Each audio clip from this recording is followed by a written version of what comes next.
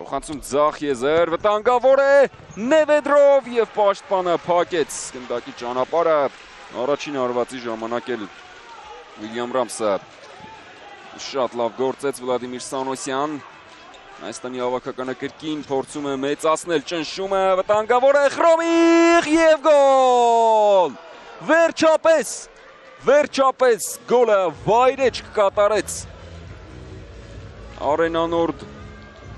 Խրոմիղը մրցակցի դարպասապայի ոտքերի արանքով կարողացավ անցկացնել գնդակը եւ Հայաստանի հավաքականը հաղթում է նվազագույն հաշվով Քյանը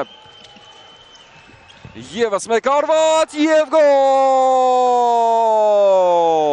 2-0 Գարեգին Մաշումյան շքեղ արվածով խփեց Հայաստանի հավաքականի երկրորդ գոլը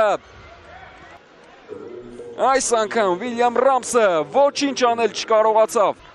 եւ Խրոմիղը չեզոքացրեց վտանգը Նևեդրով Վլադիմիր Սանոսյան վտանգավոր է գոլ 3-0 նետեց գնդակը Վիլյամ Ռամսի գլխավերևով եւ Հայաստանի հավաքականն արդեն խոշոր հաշվով է հաղթում Նուրբ հարվածը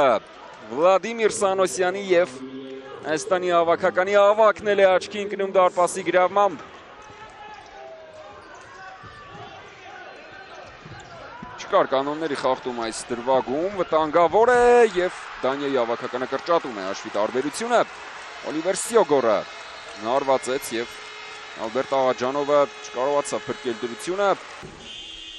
Վերջ խաղն ավարտված է Հայաստանի հավաքականը 3-1 հաշվով առավելության հասավ Դանիայի թիմի հետ պայքարում Խրոմիղը Մաշումյանը եւ Սանոսյանը աչքի ընկան դարպասի գրավմամբ դանիացիներից էլ հաշվի տարբերությունը կրճատեց